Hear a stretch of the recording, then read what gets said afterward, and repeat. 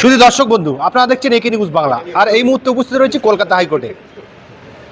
আপনারা জানেন বা নাই জানেন, জেনে রাখা ভালো যে ভারতবর্ষের কোনো ধর্ম নেই, ধর্ম হলো সংবিধান। সেই জায়গায় আমরা দেখতে পাচ্ছি যে 543 সিটের লোকসভা, সেই লোকসভা সিটে কেউ বলছে জয় শ্রীরাম कहना है তো হিন্দুস্তান মে রहो, নেই তো পাকিস্তান মে চলে যাও। আবার কেউ জয়ন্তী মঙ্গলা কালী, ভক্ত কালী, আবার কেউ বলছেন জয় মমতা ব্যানার্জি। হচ্ছেটা কি? কি চাচ্ছে? ইংরেজরা যাওয়ার সময় বলে গেছিল যে ভারতবর্ষ স্বাধীনতা বেশি দিন রাখতে পারবে না, তার কি সূচনা হতে চলেছে? আমরা এই সমস্ত বিষয়ে কথা বলবো। আমাদের সঙ্গে রয়েছেন কলকাতা হাইকোর্টের বিশিষ্ট আইনজীবী আলী আফজাল চাঁদ মহাশয়। প্রথমে বলবো, বিজেপির সংসদ বলছেন হিন্দুস্তান মে रहना है তো জয় শ্রীরাম कहना होगा, কি বলবেন এ প্রসঙ্গে? দেখুন, সংসদ ভবন ভারতবর্ষের সংবিধানের স্তম্ভ। ভারতবর্ষের যেখানে আইন প্রণয়ন হয়, কারা করে আইন প্রণয়ন? ভারতবর্ষের নির্বাচিত মেম্বার অফ পার্লামেন্ট, অর্থাৎ নির্বাচিত সাংসদ। আমরা কি দেখতে পেলাম? তৃণমূলের 29টা সাংসদ, এক একটা সাংসদ গিয়ে এক এক রকম। কেউ বলছে, বিজেপিটা আগে বলুন। Let me finish. বিজেপি তো অনেক বড়, আগে চুনোপুটিগুলোকে বলুন, আগে ছোট ছোট ইঁদুরগুলোকে বলতে দিন। বাঘ তো অনেক পরের কথা, আগে ইঁদুরগুলোর কথা বলতে দিন। এই যে ধেড়ে ইঁদুর, ছোট ছোট ইঁদুর, এরা যে সাংসদ হয়েছে, সংসদ ভবনটাকে সার্কাস বানিয়ে ফেললো, জেমিনি সার্কাস বানিয়ে দিল। সার্কাসের জোকাররা এক এক রকম জোকার যায়, এক এক রকম নটঙ্কি করে। আরে জয় বাংলাতে একটা চোখের রোগের নাম। কারো চোখ লাল হলে, এই তোর কি জয় বাংলা হয়েছে? তো ওদের কি সব বাংলায় থেকে যারা গেছে সব কি চোখের রোগ নিয়ে গেছে জয় বাংলা? আবার ওদের আড়ালের ঘোলার দোলাল, ওনার আবার চোখের রোগের চিকিৎসা বাংলায় হয় না, ভারতবর্ষে হয় না, দুবাইয়ে হয়। তাই জন্য দুবাইয়ে হয়। আজকে এই বাংলার বুক থেকে যে সাংসদরা গেছে, তারা বাংলার, এটা যে নজরুলের বাংলা, এটা যে রবীন্দ্রনাথের বাংলা, এটা যে বিবেকানন্দের বাংলা, এটা যে রামকৃষ্ণের বাংলা, বাংলার ঐতিহ্যকে কালিমা লিপ্ত করে দিল এই 29টা সাংসদ বাংলা থেকে যারা গেছে তৃণমূলের। এরা বাংলার কলঙ্ক, এরা সংসদ। আজ কল্যাণ ব্যানার্জি একটা বর্ষিয়ান সাংসদ, আমাদের হাইকোর্টের উনি উকিল, যদিও উনি কোন ইউনিভার্সিটি থেকে পাশ করেছে আমরা এখনো পর্যন্ত জানতে পারলাম না। উনি কোন ইউনিভার্সিটি থেকে পাশ করেছে, কল্যাণ ব্যানার্জির ডিগ্রিটা কোন ইউনিভার্সিটির আমরা কিন্তু এখনো জানতে পারিনি, এখনো পর্যন্ত জানতে পারিনি। সেই সাংসদ কি করে বলে সংসদ ভবনে দাঁড়িয়ে জয়ন্তী মঙ্গলা কালী ভদ্রকালী, তারপর আবার বলছে খেলা হবে। হ্যাঁ, সংসদ ভবনে খেলা হবে, খেলা হবে সংসদ ভবনে দেখিয়ে দিয়েছে, দেখিয়ে দিয়েছে।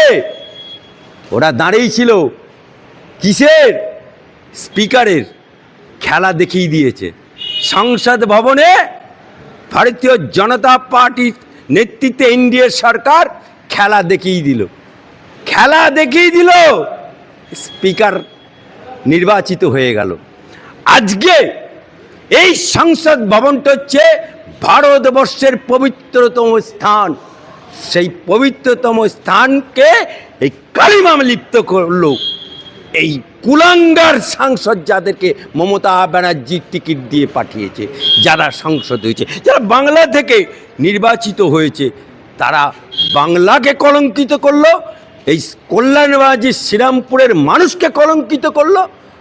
এবং যারা আজকে বাংলা থেকে নির্বাচিত হয়ে সাংসদ হয়েছে, এরা সাংসদ হওয়ার যোগ্যতা আমার মনে হয় নেই।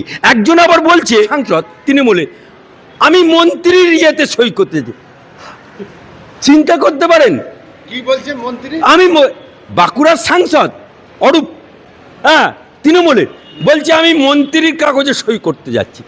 আরে মন্ত্রী না, রাজ্যের মন্ত্রী ছিল, স্লিপ অফ টার্ন হয়ে গেছে, মুখ করে আরে আরে সে সাংসদ, সে বলছে সংসদ ভবনে আমি মন্ত্রীর ইয়েতে সই করতে দিচ্ছি। সে এখনো পর্যন্ত জানে না যে ওর হাফ টিকিট না ফুল টিকিট, ও জানে না।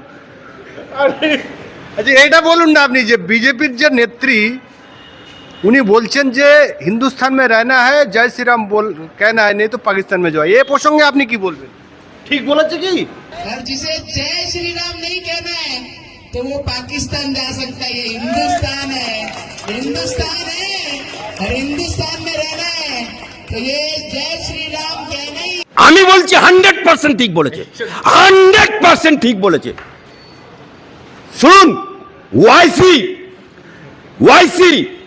কি করে, আসাউদ্দিন ওয়াইসি কি করে সংসদ ভবনের শপথ নেবার সময় কি করে সে বলল জয় ভীম জয় প্যালেস্টাইন, কি করে বলল? সেই লোকটাকে আগে সংসদ থেকে বার করে। আর রাম শুধু সনাতনীদের না, রাম হিন্দুস্তানে বসবাসকারী সনাতনীদের, মুসলমানের, ভারতবর্ষের যত জনগণ আছে সবার রাম।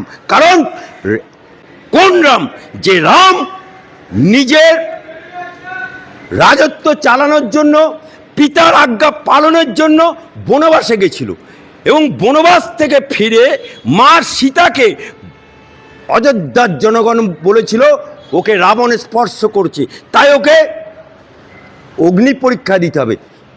কোন ব্যক্তি নিজের স্ত্রীকে বনবাস থেকে ফিরে আসার পরে অগ্নি পরীক্ষার জন্য দিয়ে দিল জনগণের দাবি মেনে রেখে? আজকে সেই রামের যদি জয়ধ্বনি দিতে হয় তাহলে কোন সা গুনার কাজ করেছে? কোন সা গুনার কাজ করছে যে প্যালেস্তাইনের জয় ভীম, জয় নারা, জয় প্যালেস্তাইন বলে, জয় বাংলা চোখের রোগের জয় বাংলা বলে? হ্যাঁ, তাই জয় শ্রীরাম বলেছে বাংলার মানুষ, কেন সারা হিন্দুস্তানের মানুষ জয় শ্রীরাম। মুসলমান বলবে, হিন্দু বলবে, কারণ ত্যাগ, তিতিক্ষা, দেশ কি করে চালাতে হয়, রাম রাজত্ব, শান্তির রাজত্ব, নিজের স্ত্রীকে অগ্নি পরীক্ষার জন্য যে রাম দেয়, কেন ইসলাম বলেনি যে নিজের স্বার্থ থেকে দেশের স্বার্থ, সমাজের স্বার্থ আগে দেখা? তাহলে ইসলাম যদি বলে, ইসলামে যদি নবী পয়গম্বর হয়, তাহলে ইসলাম বলেছে ভগবান প্রেরিত দূত, তারকে সম্মান করো। তা রাম যদি ভগবান প্রেরিত একজন দূত হয়, তার গুণগান তো গাইতেই বলেছে। কোন সে গুনার কাজ করেছে? যারা রামকে ভালোবাসে, পুজো করে, তারা বলুক। একজন মুসলিম সম্প্রদায়ের মানুষকে বাধ্য করবেন কেন গণতান্ত্রিক দেশে জয় শ্রীরাম বলতে? এটা কেমনভাবে বলবেন আপনি? এক্সাম্পল দেবেন কিভাবে? একজন মুসলমান কেন বলতে যাবে জয় শ্রীরাম? সে নারায়ণ তকবীর বলতে পারে, সে কেন জয় শ্রীরাম বলবে? আর আপনি বলছেন যে জয় শ্রীরাম বললে পাকিস্তানে চলে যেতে হবে। এটা কি হিন্দুদের বাপের সম্পত্তি বা ভারতবর্ষ? নো, রাম আপনি জোর করে কারণ মুখে চাপিয়ে দিচ্ছেন। আবারও বলছি, ইসলাম ধর্মের কোথায় লেখা আছে, কোন হাদিসে লেখা আছে, কোন কোরআনে লেখা আছে?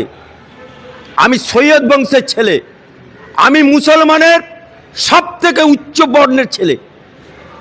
আমাকে দেখাক মৌলানা, হাজি, কারি, পাঁচাটা গোলামরা দেখাক যে কোন জায়গায় ভগবান প্রেরিত দূতের স্লোগান দেওয়া যাবে না। সে রাম হোক, লক্ষণ হোক, যেই হোক, ভগবান প্রেরিত দূত। আপনি বলুন, আপনি নোট করুন, ঈসা সাল্লাম, যিশু খ্রিস্ট। তাহলে ইসলাম বলছে 1,24,000 ভগবান প্রেরিত দূত এসছে। আমি বলছি না, তার মধ্যে কি রাম আছে?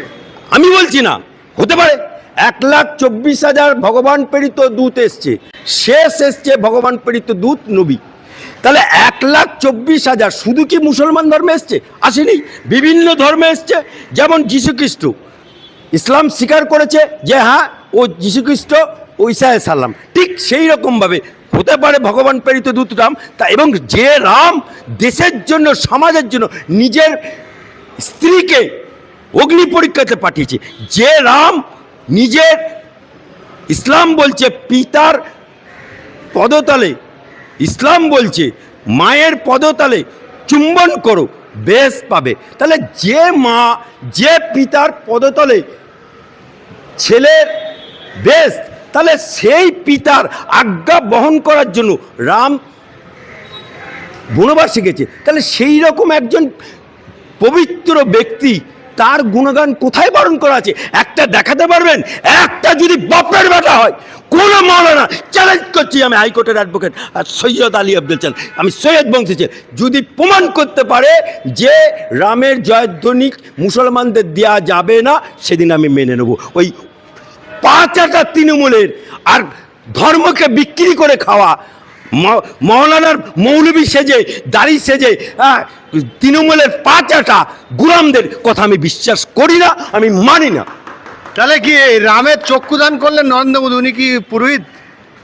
আর শুনলাম যে রাম মন্দির যে জায়গায় তৈরি হয়েছে সেই রাম মন্দিরের ছাদ ফেটে গেছে, আর সেই জায়গার মানুষও আপনাদেরকে হারিয়ে দিয়েছে, তো অযোধ্যার মানুষ, তারপরেও আপনারা রাম নাম নিয়ে লাফালাফি করছেন। দেখুন, রাম নাম নিয়ে কে লাফাচ্ছে, কে দৌড়াচ্ছে, কে ঝাঁপাচ্ছে আমি জানি না। আমি তো মমতা ব্যানার্জিকে তো মুসলমান পাড়ায় গিয়ে বলে আল্লাহর কসম, আবার রেড রোডে মুসলমানদের নামাজে এরম করে মাথায় ঘোমটা দিয়ে আল্লাহু আমিন, তারপরে গদগদ মুসলমানদেরকে বলে NRCC এর কথা বলে আসে। আবার দুর্গা পুজোর সময় বলবে যা দেবী সর্গভূতস্যৈ নমস্তস্যৈ নমস্তস্যৈ, তখন আবার উনি সাত্বিক ব্রাহ্মণ হয়ে যাবে। আমি তো সেটা, আমি তো সে বহুরূপীর কথা বলছি না। আজকে বাংলার বুকে শত বহুরূপী, আজকে চোরেদের রানী, আজকে 70 বছরের বুড়ি, 70 বছরের বুড়ি আর ডাকাতের রানী এই মমতা ব্যানার্জি।